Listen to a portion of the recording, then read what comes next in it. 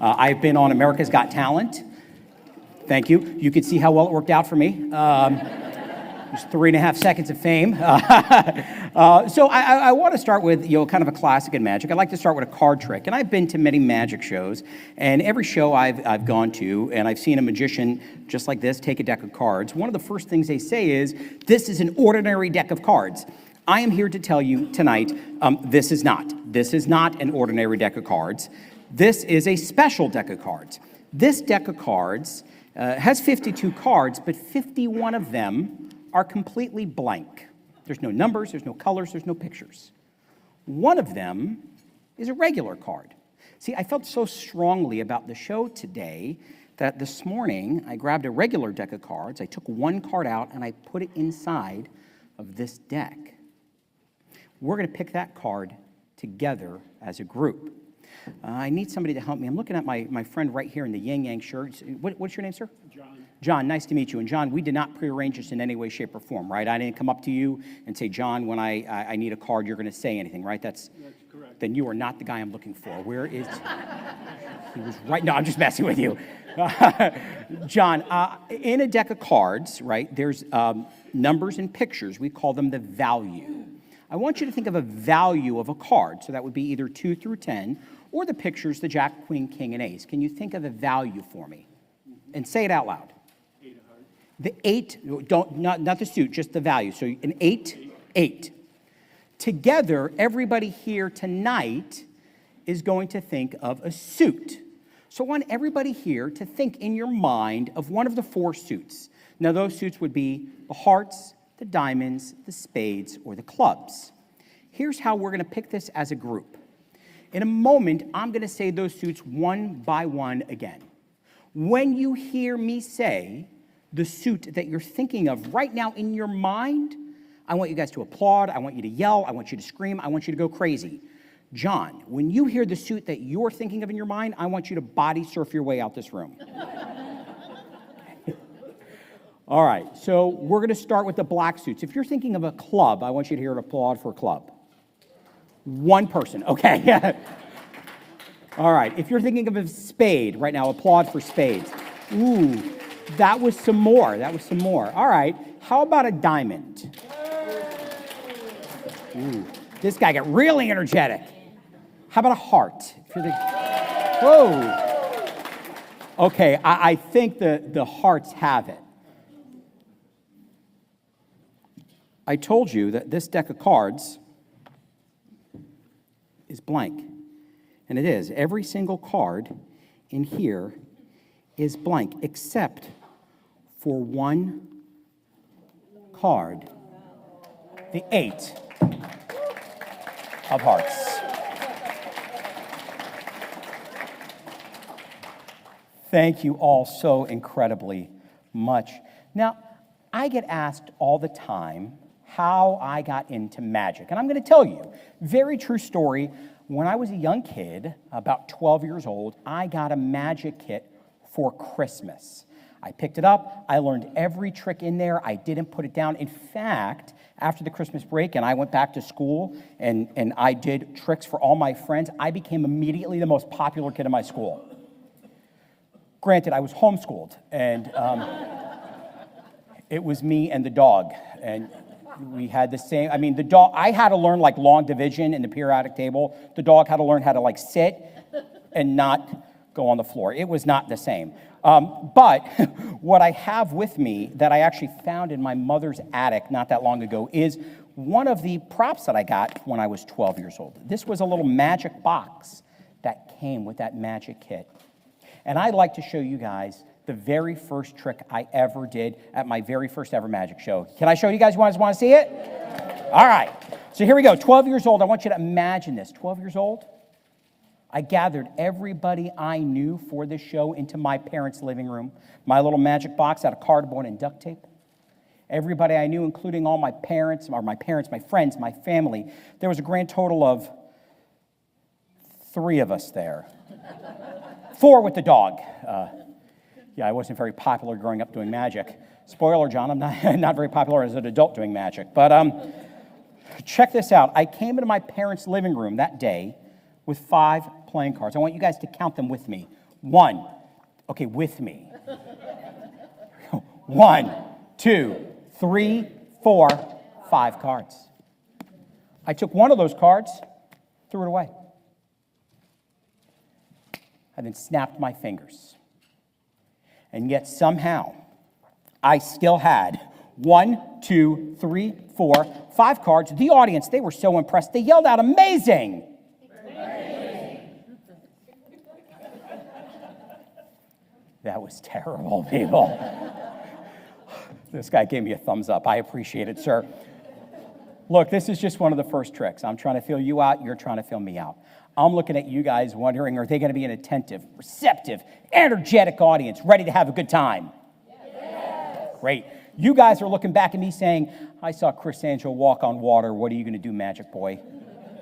I get it. I've been there.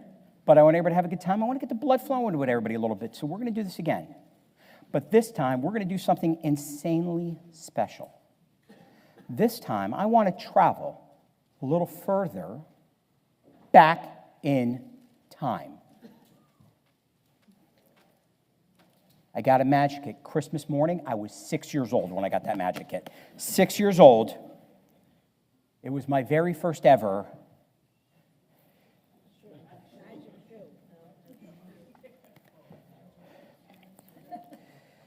magic shoe. Okay, look, I was hooked on magic, not on phonics growing up, okay? For my very first ever magic shoe, I gathered everybody I knew to my parents' living room. There was 50 people there. It's my story, lady. I'm going to tell it any way I want. I came into my parents' living room, 5 playing cards. Count them with me. 1, 2, 3, 4, 5 cards. I took not 1, but 2 of those cards and threw them away. I then snapped my fingers. And yet somehow I still had 1, 2, 3, 4, 5 cards. The audience was so impressed. They yelled out, "Amazing!" Amazing. Don't force it, people, okay? Just look, let it come naturally. Look, we're going to do this again. But this time, I want to hear everybody yelling at "amazing," especially this gentleman in the black polo shirt that's going like this, that hasn't blinked since I've come out on stage. Sir, what's your name? Pablo.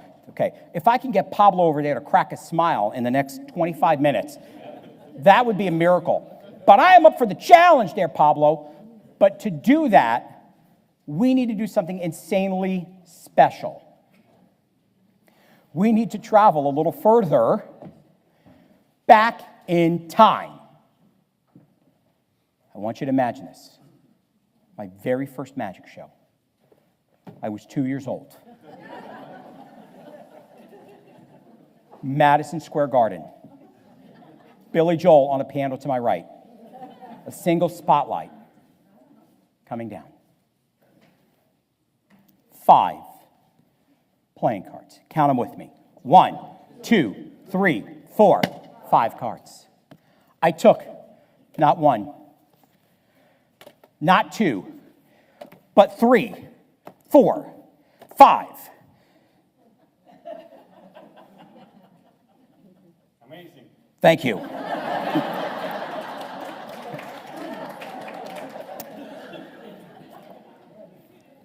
6, 7, 8, 9 cards and threw them away. I failed math. But I learned to sit like the dog. I snapped my fingers, and yet somehow I still had 1, 2, 3, 4, 5 cards. That wasn't the amazing part. The amazing part where there were no cards. And that's when the audience yelled, "Amazing!" Thank you guys so incredibly much.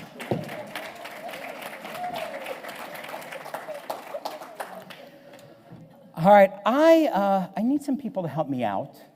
And this is where everybody gets really scared all of a sudden. I need some people to help me out. I'm looking maybe for a married couple. Is there a married couple that... I heard a laughter. That was great. If not, that's okay. You don't have to be married. I'm seeing people point to people in the corner, And then there's a friend of mine in a black dress that's looking at the gentleman in the black shirt like, I'm going to murder you. My friend right here in the black, with the long hair, what's your name? What is it? Bianca, are you married?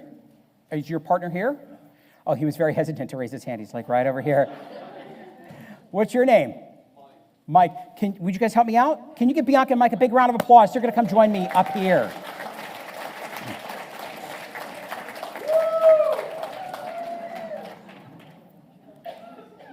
And I'm going to have you guys, you could stand right in front of the stage here. It's kind of cramped up here. Thank you so much. Bianca, nice to meet you. I'm going to have you stand right here. And Mike, how are you, sir? I'm going to have you stand right on the other side. Thank you so incredibly much. Mike, I'm going to start with you, if that is okay. First of all, how long have you guys been married?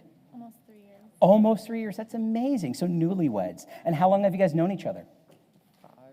5, so you dated for about 2 before you guys got married. Oh, that's wonderful. I'll tell you a little bit about myself real quick. I am married as well, almost 3 years. It's my third wife. That's not a joke. I just make terrible life decisions. And she's at home right now with my daughter, who's going to be 2 in just a couple of weeks here. But I want to try something with you guys. I want to try to see how well you guys are connected. Would that be okay? Okay, great. I have a deck of cards, and as a magician says, it's a regular deck of cards. We can see they're all different. I'm going to actually start with you, Mike. Would you do me a favor? Would you put your finger on a card for me? Put your finger on a card right there. I'm going to bring it right to the top. And Mike, I'm going to hand you the card, and take a look at it, and you can show everybody, and I'm going to turn my head. I don't want to see it, and then place it back on top of the deck for me. Great. And do you know how to cut cards? Like you pick up a pile and pick up a sum? I want you just to do that for me a couple of times. And I'm going to focus my attention on Bianca.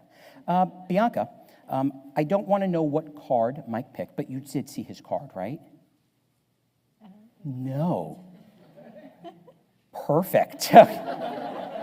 Wonderful. Stay right there. Sir, did you see his card? Yes. I just want to know, was it red or black? That's all I want to know. It was black. Great. And so would you do me a favor? Would you name any red card in the deck? Not the 8 of hearts, because John just picked that one. No, so any red card in the deck. King of Hearts. The King of Hearts. Okay, that's great. Are you satisfied cutting the cards? Yeah. Great, I'll take them back. So you said the King of Hearts, and you guys are connected. Okay, that tells me a little bit about you. That tells me a little bit about the card that you picked as well.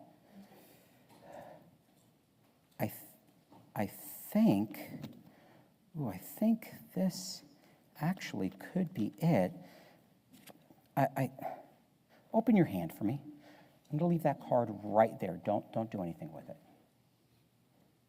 For the first time, I want you to name your card. Ace of Spades. No, not name any card. Name the card you just saw in the deck, that one you took out a little while ago. It really was the Ace of Spades?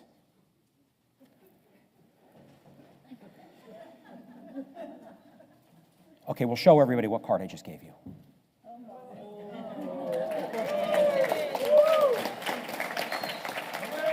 Thank you. She was able to connect with you. But I asked you for a card, and you said the King of Hearts, and that was a free selection. Yeah. What if I knew you would say the King of Hearts?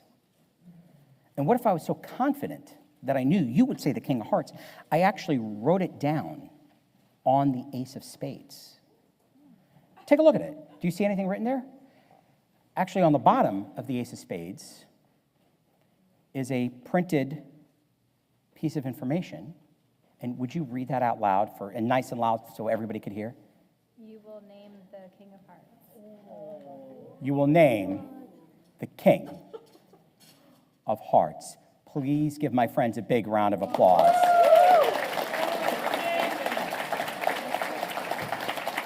Would you guys mind staying up here and helping me with one more thing? Would that be okay? So my wife, things are all about communication as a married couple. And my wife, we communicated about today's show. And she said, okay, well, you have a show today, but you have chores to still do around the house. Like we have to do the chores. Is there a chore that you absolutely hate? Every chore. Every single chore. You sound like my wife. Okay. How about you? Do you have a chore that you absolutely hate? I have to do them all, so You have to do it. That makes sense. Okay. For me, I hate the laundry. I hate the laundry because you put 2 socks in to the laundry machine and 1 comes out. So, right, you know what, we've all felt that pain. So my wife and I came up with a solution, right? We said, if you're going to do the show, you still have to do the laundry. So that's where you guys come in. I'd like you guys to help me with my laundry. Didn't know I'd pick you for that, did you? Okay. I have my dirty laundry here with me, actually. These are just my dirty socks. It's okay. These are just my dirty. It's okay. They were dirty. Okay. Reach your hand in there and just pull some out. You can see that they're all very different. Yes. Yes. Okay. Put them back in there.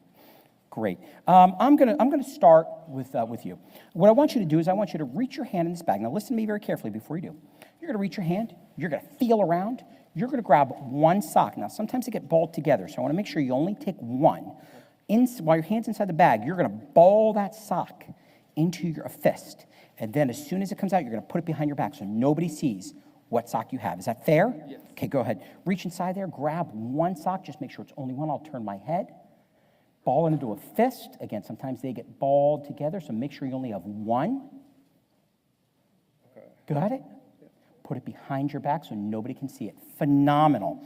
Now, we're going to do the same thing. I want you to reach your hand there. You're going to feel around. You're going to grab 1 sock in your hand. You're going to ball it into a fist, and you're going to put it behind your back so nobody can see which one you've selected. Fair?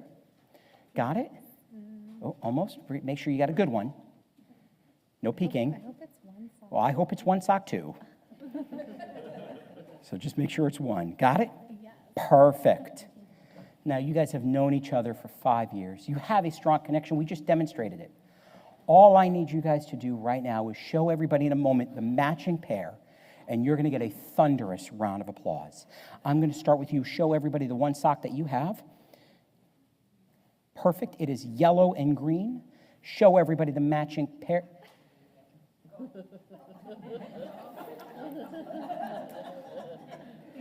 guess we're not good at laundry.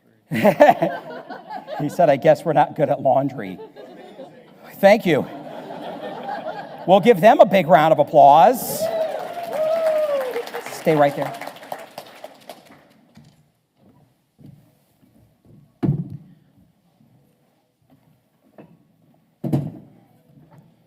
Yours is yellow and green, purple and stars.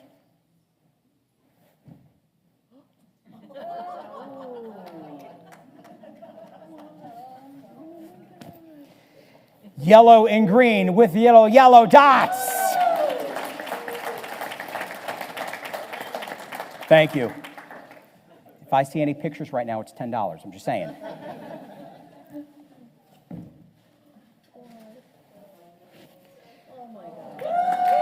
Purple with stars, give them both a big round of applause.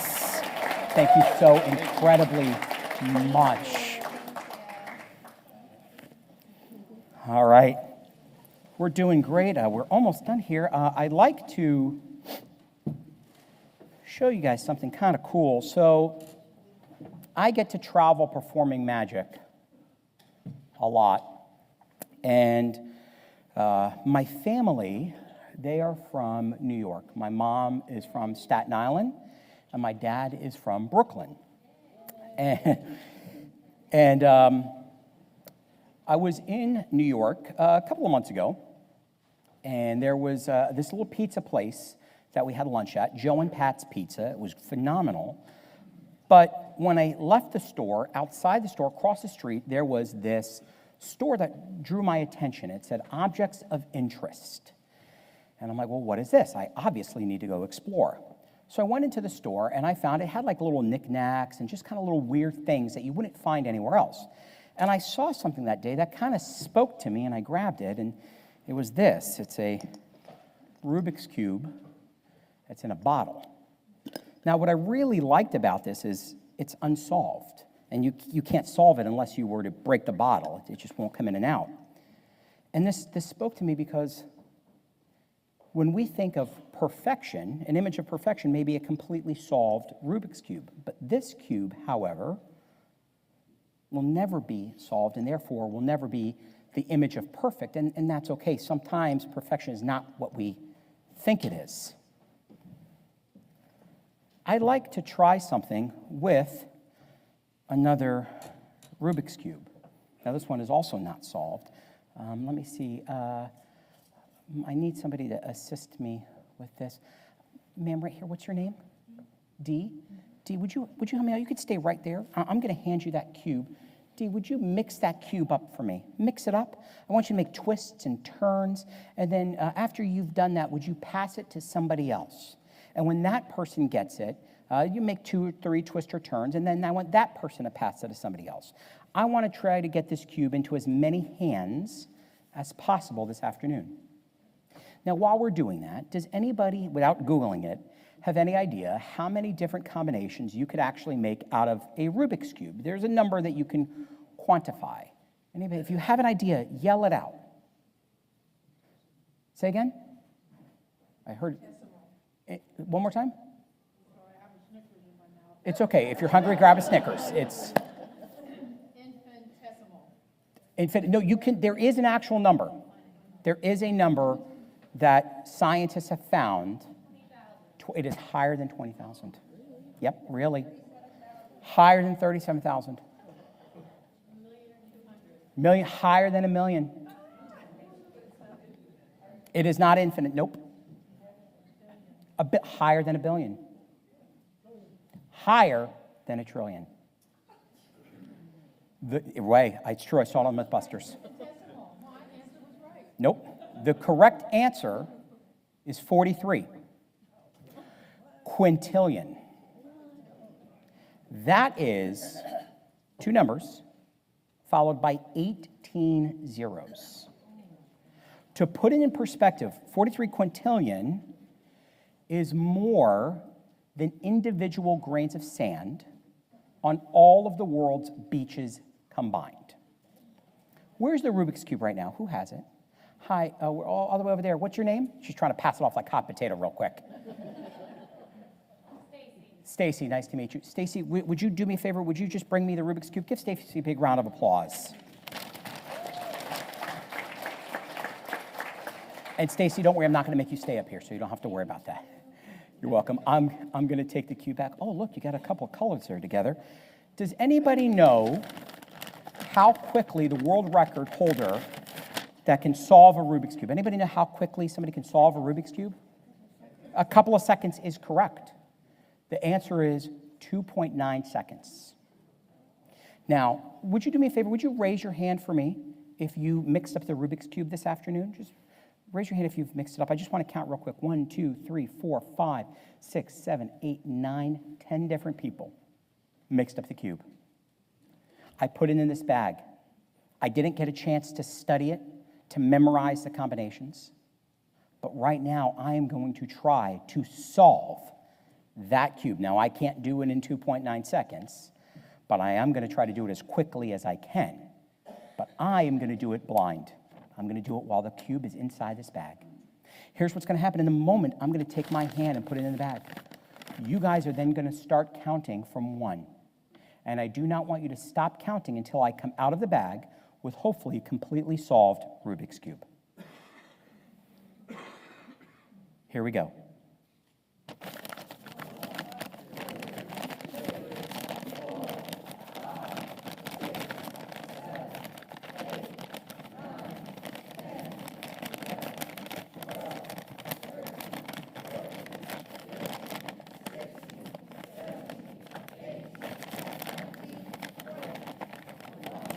Keep going.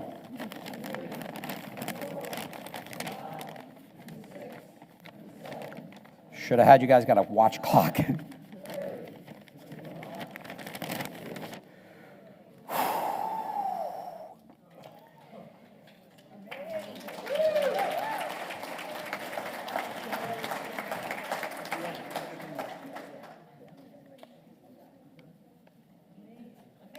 Thank you.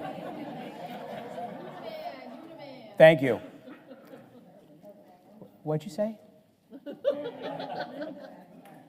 I'm sorry. Are you accusing me of cheating? Are you saying that I have another cube inside? No. Okay, fine.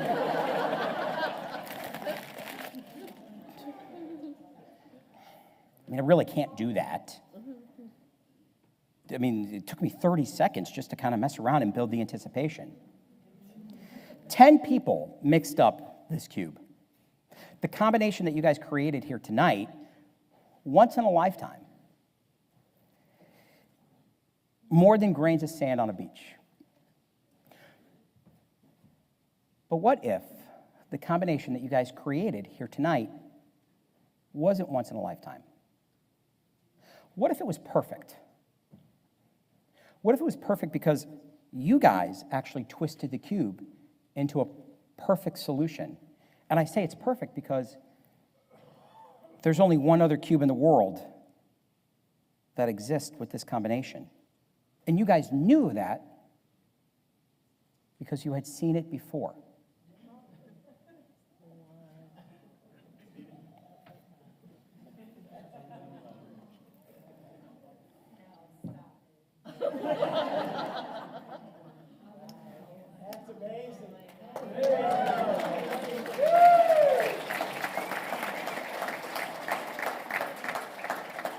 Now hold on, that's just one side.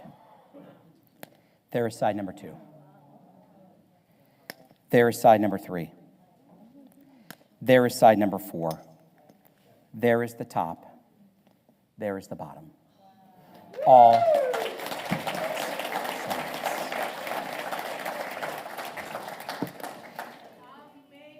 Thank you. Now, I really can't solve a Rubik's Cube that quickly, but if I could, it would look kind of like that.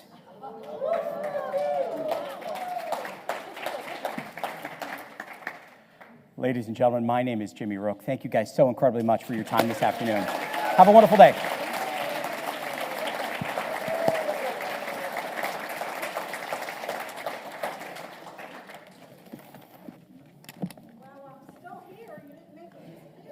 Ma'am, even Jesus had limitations, okay? Like.